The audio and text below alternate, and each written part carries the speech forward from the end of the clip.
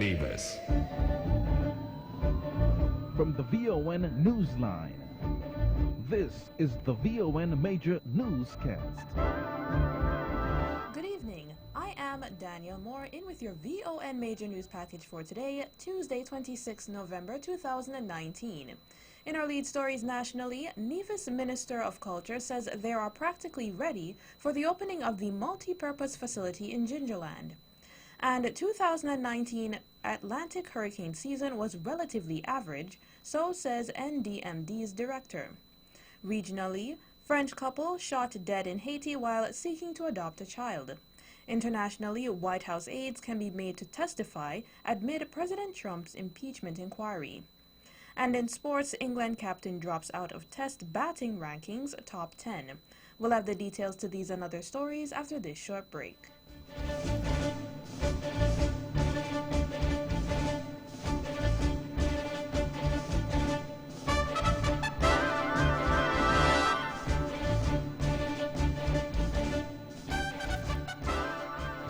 Another look. Different from how you've seen it before. Another look. Takes an in-depth look into business, politics, science, technology, religion, and more. Another look. Featuring documentaries from the BBC, regional features, and local ones too. Another look. Every Monday at 3 p.m. on the Eastern Caribbean's powerhouse, Vaughan.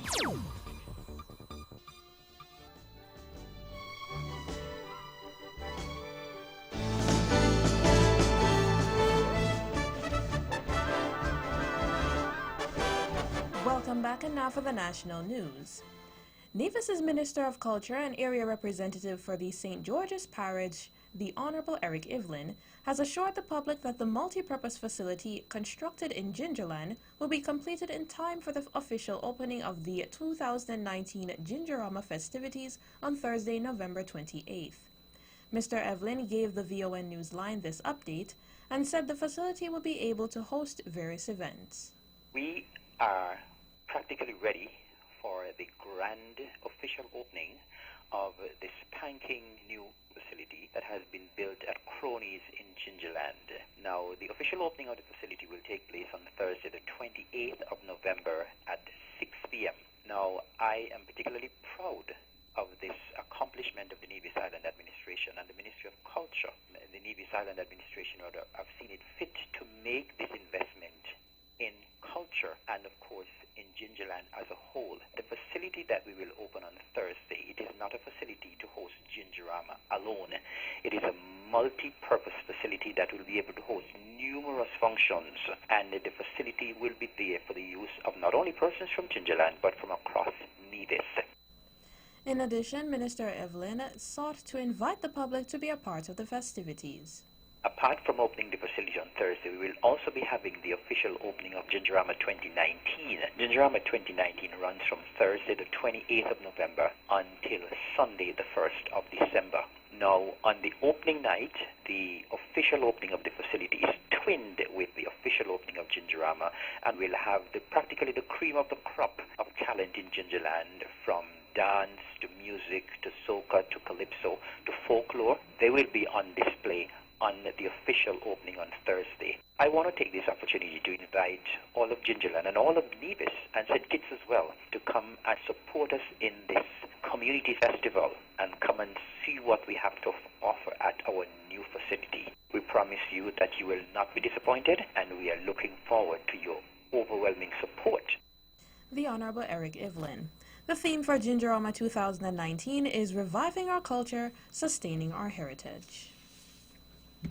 With just a few days left before the official end of the 2019 Atlantic hurricane season, disaster officials are revealing that the season was not the worst on record and that there were a few highlights. The season began on June 1st, 2019 and will conclude on Saturday, November 30th. One such official is the director of the Nevis Disaster Management Department, or NDMD, Mr. Brian Dyer, who's in speaking with the VON Newsline, gave a synopsis of the season. We must give thanks to the Almighty for a season that did not produce too much worry for us here in the Leewards. We had some rains which was badly needed by the farmers and other persons across the region who were experiencing a bit of a dry spell. for the rest of the season was welcome. With regards to the overall activity, we have seen a relatively average season when compared to 2018. There were some highlights for this season, however. We had Hurricane Dorian, a major Category 5, and we had Hurricane Lorenzo in the Far East. It broke a record as the most easterly hurricane to develop to Cat 5.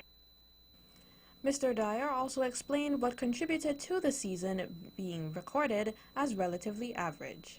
The Sahara does provide some dry areas, and that had an impact on the number of storms that generated for 2019 season. And the impact of the Sahara dust also has an impact for persons with respiratory illnesses. So you would have seen that in the various forecasts throughout the season that persons with respiratory illnesses should take precaution or stay indoors. There is some scientific study to show the concentration of the Sahara dust in our region is significantly higher than normal. So it is important for persons who may be impacted in any way should take precaution not only for the rest of the season but for the future. Director of the Nevis Disaster Management Department, Mr. Brian Dyer. Nevis joined the rest of the world on Monday, 25th November, in observance of International Day for the Elimination of Violence Against Women. The theme for the observance, Orange the World, Generation Equality Stands Against Rape. According to the United Nations, violence against women and girls, VAWG, is one of the most widespread, persistent, and devastating human rights violations in our world today and remains largely underreported due to the impunity, silence, stigma, and shame surrounding it. The organization here in the Federation that fights for women's rights and empower women to be strong and independent is the Business and Professions Women's Club, or BPW, of St. Kitts. Representatives from the club, in an interview with the VON Newsline in observance of the day, addressed some of the issues faced by women in today's society. Rochelle Duncan, who is a part of the organization, addressed this year's theme. This year there's a focus on rape. In past years there have been different themes, but I believe this year the focus is really about bringing to light the normalizing of rape and rape culture and trying to enlighten people of this issue as well as trying to eliminate the instances of rape throughout the world. Shamika Maloney, who is a part of the organization, spoke about how they have been providing support to women in the communities in St. Kitts and Nevis. As a club committed to women and their personal and professional development and well-being, we have seen it fit to provide some form of avenue whereby we could dialogue with women in general and more so women and girls who are being abused and try and chart a course forward in relation to their recovery and reintegration into society. Ms. Shamika Maloney. On November 22, 2019, Delroy Stapleton of Lodge was convicted for the offenses of unlawful wounding and discharging a firearm in a public space. The police constable was arrested and charged for the offenses of inflicting bodily injury with a weapon and unlawful discharge of a firearm, stemming from an incident that had occurred on June 26, 2016 in Frigate Bay, St. Kitts. The incident is in relation to a national athlete who was shot in the neck by Stapleton. The athlete, Timoy T. Bush Henry of Taylor's Range, Basse-Terre, went through surgery at the J.N. France Hospital 2 weeks later on Tuesday, July 12, 2016, to have the bullets taken out. The incident was investigated by the Violent Crimes Unit, VCU, and the Office of the Professional Standards, and was reviewed by the Office of the Director of Public Prosecution. The charges were brought on Tuesday, February 21st. Police Constable Delroy Stapleton's sentencing has been adjourned to January 12, 2020. The Premier's monthly press conference will be held on Wednesday, November 24th at 10 a.m. at the Cabinet Room on the second floor of the Social Security Building at Penny's Estate. At the conference, Premier of Nevis, the Honorable Mark Brantley, will provide an update on matters of national interest. Members of the press corps will also be afforded the opportunity to ask questions for the listening and viewing public. The forum will be broadcast here live on Vaughan Radio 860 AM as well as vaughanradio.com. And finally, in our national news segment, as part of a variety of activities for Youth Month 2019, the Reef Guardians held their second beach cleanup on November 23rd along the shores of Shipwreck Beach Bar and Grill and Carambola Beach Club at Friars Bay, St. Kitts. Led by the Departments of Youth Empowerment and Marine Resources, this is the final of two cleanups. The first cleanup took place on Cockleshell Beach at the Southeast Peninsula in St. Kitts on Saturday, November 9th, which resulted in 8 large garbage bags being filled, 5 of which were trash collected from the sea. Attracting a total of 40 volunteers, the group consisted of members of the Volunteer Corps as the Reef Guardians, staff from the Departments of Youth Empowerment and Marine Resources, as well as a variety of members from the general public. The Reef Guardians group was trained by the Department of Marine Resources to protect the Narrows, which is the closest point between St. Kitts and Nevis. That's the national news segment. You can visit our website at www.vaughanradio.com or check us out on our Facebook at Vaughan Radio or our Vaughan Radio YouTube channel for these and other stories. News from across the region is next.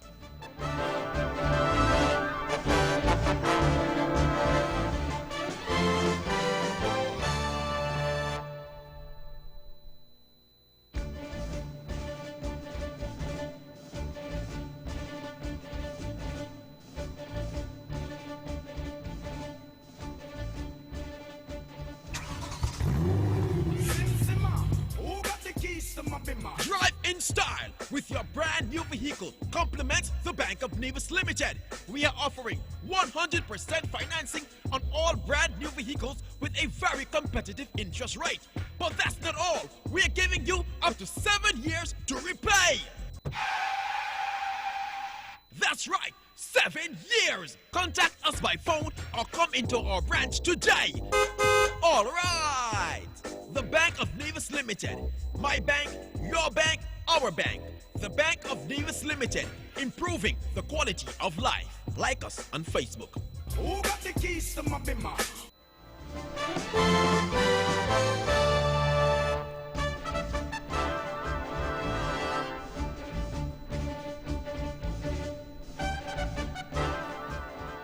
Welcome back, and now for the regional news. 2 French citizens were shot dead in Port-au-Prince, Haiti over the weekend, shortly after flying into the Haitian capital to adopt a child, diplomatic and other sources told AFP on Monday. An official at the French embassy confirmed that a French couple had been killed without giving further details of the exact circumstances of their deaths. Sources say, however, the couple was from the southeastern France and had arrived in the Caribbean country to adopt a child, France24.com says. One of the sources say they were killed in an armed robbery that turned deadly. Haiti, the poorest country in the Americas, has been roiled for months by protests, which were triggered by fuel shortages, but have turned violent and morphed into a broader campaign against President Jovenel Moïse. According to UN figures, at least 42 people have been killed and dozens injured during anti-government protests since mid-September. The French Foreign Ministry recommends visitors postpone their trip to Haiti until further notice. An earthquake occurred in Puerto Rico on Sunday, November 24th at around 9:52 p.m. According to volcanodiscovery.com, the magnitude of the quake was 2.3 on the Richter scale. It occurred 65 kilometers north of Suarez, Puerto Rico. It was also recorded at a depth of 25 kilometers. The epicenter was located at 19.0078 degrees north and 65.8271 degrees west. Fortunately, no deaths were recorded. In more national news, the British Virgin Islands is expected to see an increase in its gross domestic product, or GDP, At the end of 2019 and 2020, Premier and Finance Minister Andrew Foy has said. BVInews.com says effectively, GDP represents the total dollar value of all goods and services produced over a specific period and has been described as one of the most common indicators used to track the health of a country's economy. Addressing a recent sitting of the House of Assembly, Premier Foy said, although we have not yet reached full recovery, substantial progress has been made to restore our physical infrastructure, demonstrating the resilience of our people and their ability to revive critical economy activity in the aftermath of 2017's natural disasters. The government of St. Vincent and the Grenadines has made EC $15 million from medical marijuana licenses, 3 times more than anticipated in the first year. Minister of Finance Camilo Gonçalves, speaking at the Unity Labour Party's rally on Sunday to celebrate its 25th anniversary, said that he had asked Minister of Agriculture Sabato Caesar last year about his projections for the first year of the industry. Mr. Gonçalves said Caesar told him that the industry had just started and he was anticipating about $5 million, IWNSVG.com says. He noted that Caesar had told the rally earlier that no traditional farmer will be left behind. Speaking in Vermont last Friday, Gerald Thompson, Chief Executive Officer of the Medical Cannabis Authority, said that the government has issued 15 major licenses and over 240 traditional cultivator applications are being processed. There are 10 groups involved in that grouping, encompassing over 140 members. Thomas spoke at the launch of Green Lava Labs, a medical marijuana company. Green Lava Labs has a Class C medical marijuana cultivation license, which allows them to extract, import, export, dispense, and cultivate up to 25 acres of cannabis. And finally, in our regional news segment, in Trinidad, the Attorney General and Minister of Legal Affairs, Fari Al-Rawi, has introduced into Parliament 2 pieces of legislation that would allow marijuana to be used for medical, religious, and recreational purposes in the Twin Island Republic. The 2 pieces of law approved by the Cabinet, the Dangerous Drugs Amendment Bill 2019 to decriminalize the possession of marijuana, and the Cannabis Control Bill, which includes establishing a cannabis licensing authority, will be debated at a later date. The bills only require a simple majority, which the government has, to pass. Under the Dangerous Drugs Amendment Bill, individuals will be allowed to have up to 30 grams of marijuana in their possession. Anyone found in possession of more than that amount, that is up to 60 grams, would be issued with a fixed penalty by police, and once the fine is paid on time, that individual will not have a criminal record. The brunt of the law would be applied only when there is a refusal to pay the fixed penalty, and only after the possibility of community service as an alternative remedy is explored. The bill also strictly criminalizes acts involving children. For example, a person who possesses cannabis, even within the allowable limits, will be prosecuted for having the substance on a school bus or at school premises.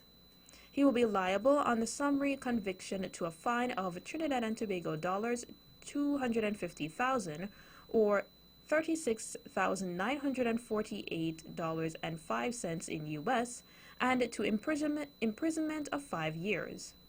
Smoking in public spaces would also be illegal. That's it for our regional news segment. International news is up next.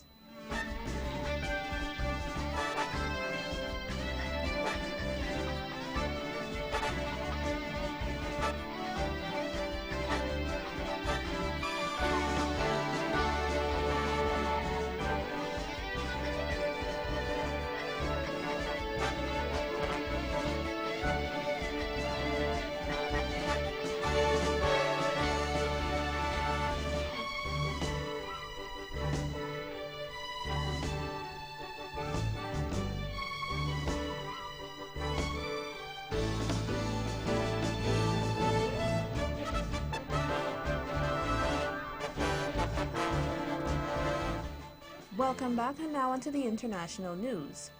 A federal judge has ruled that White House staff can be made to testify before Congress, rejecting the Trump administration's claims of immunity. The ruling specifically compels former White House counsel Don McGahn to testify to an inquiry into Russian interference in the 2016 U.S. election.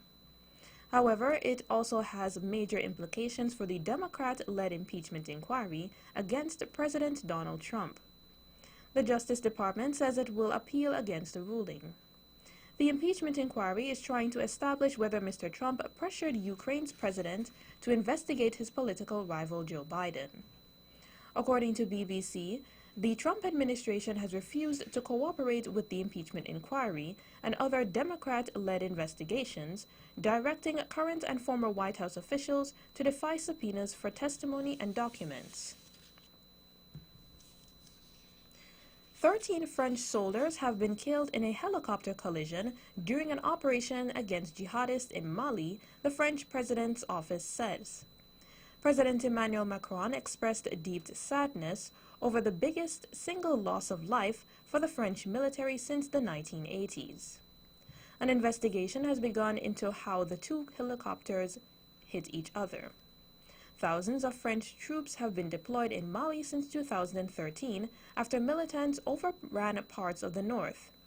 Mali's army has since recaptured the territory, but insecurity continues and the violence has spread to neighboring countries. French Defense Minister Florence Parly says France will not turn its back on the fight against terrorism. Nous combattons aux côtés de nos partenaires et frères d'armes maliens, nigériens. We fight alongside our partners and brothers in arms from Mali, Burkina Faso and Niger to give these countries the peace and stability to which their people aspire. We receive valuable support from our European allies and join forces to protect Europe from the scourge of terrorism. We stand united, resilient. It is this solidarity that makes us strong, that allows us to continue the fight. Lebanon's caretaker, Prime Minister Saad Hariri, has said he is withdrawing his candidacy for the premiership. Mr. Hariri resigned almost a month ago in response to a large-scale anti-government protests fueled by anger at the ruling elite over the ailing economy and rampant corruption. The BBC's Martin Patience reports.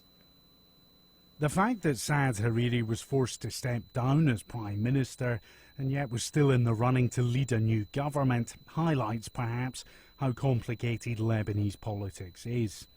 By withdrawing his candidacy, Mr. Hariri said he hoped he would help break the political deadlock, saying the country now needs a technocratic government.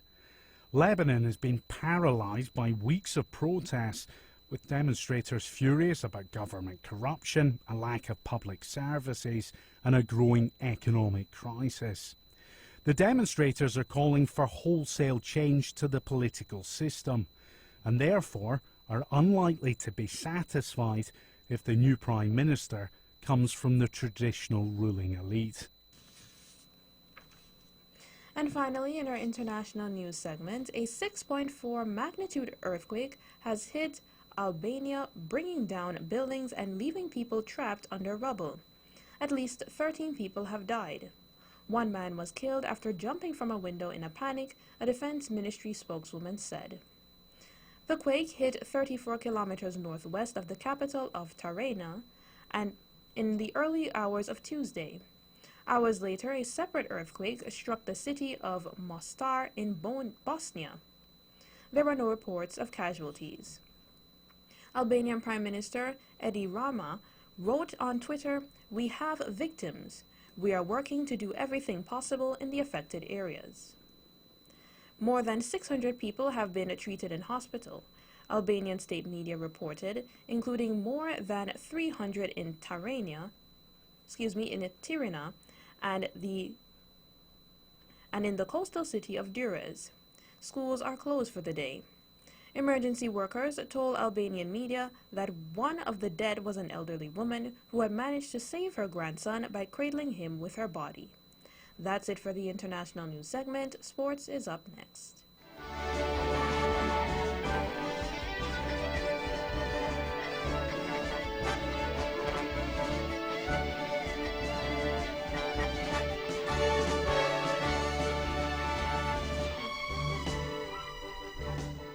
savings and fun with TDC Insurance's holiday special promotion this season. Get up to 60% off your motor insurance premium, free alternative transport, flexible payment plans, and still spin the wheel for chances to win gift cards, discounts, cash back, and so much more. This holiday season, TDCIC has the best deal for your motor insurance. TDCIC, guaranteeing you peace of mind.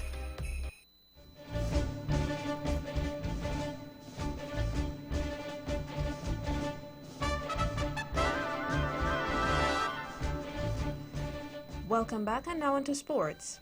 In cricket, England captain Joe Root has dropped out of the top 10 of the Test batting rankings for the first time since August 2014. Root, 28, has fallen to 11th after a disappointing performance in England's first Test defeat by New Zealand, where he scored 2 and 11. The Yorkshire's players' average in 2019 is 27.40 from 10 tests, compared with the 47.35 over his career as a whole. Root was the world's #1 batsman in August 2015. Root has scored 1,600s in 87 tests, but only 3 have come in his past 29 matches, and he did not score a century in the summer's Ashes series against Australia. After Monday's defeat by the Bay Oval, Root said he was not too worried, adding that the captaincy was not to blame for his form. In basketball, here are the scores from Monday night's game. Pacers 126 beat Grizzlies 114, Pistons 103 beat Magic 88, Raptors 101 beat the 76ers 96, Heat 117 beat the Hornets 100, Bucks 122 beat Jazz 118, Nets 108 beat the Cavaliers 106, Kings 102 beat the Celtics 103, Timberwolves 125 beat the Hawks 113, Trailblazers 117 beat Bulls 94, Lakers 114 beat the Spurs 104, Thunder beat 100 by the Warriors 97. In football, Maurizio Sarri has his relationship with Cristiano Ronaldo is good as Juventus prepare to face Atletico Madrid in the Champions League. Juve boss Sarri, who took off Ronaldo 34 in consecutive games before the international break, is unsure if the forward will be fit to face Atletico. Juventus having already qualified for the Champions League knockout stages. Ronaldo was substituted by Sarri in the 1-0 win over AC Milan in Series A, plus the Champions League victory away to Lokomotiv Moscow, which sealed their place in the last 16 of the competition. And that's it for sports. The weather is next. The weather tonight, partly cloudy with a 10% or slight chance of showers. The weather tomorrow, partly sunny with a 20% or slight chance of showers. Winds east at 15 to 30 kilometers per hour or 8 to 16 knots with occasional strong gusts. Seas 1 to 1.5 meters or 3 to 5 feet. The sunrise tomorrow is 6:21 a.m. The sunset tomorrow is 5:35 p.m. And that's how we wrap up the major news package for today, Tuesday, 26 November 2019. Before we go, let's take a look at the headlines once again. Nationally, Nevis's Minister of Culture says they are practically ready for the opening of a multi-purpose facility in Gingerland. And the 2019 Atlantic hurricane season was relatively average, so says DMD's director. Regionally, French couple shot dead in Haiti while seeking to adopt a child. Internationally, White House aides can be made to testify amid President Trump's impeachment inquiry. And in sports, England captain drops out of Test batting rankings top 10. On behalf of the rest of the news team, I am Daniel Moore, wishing you a pleasant evening.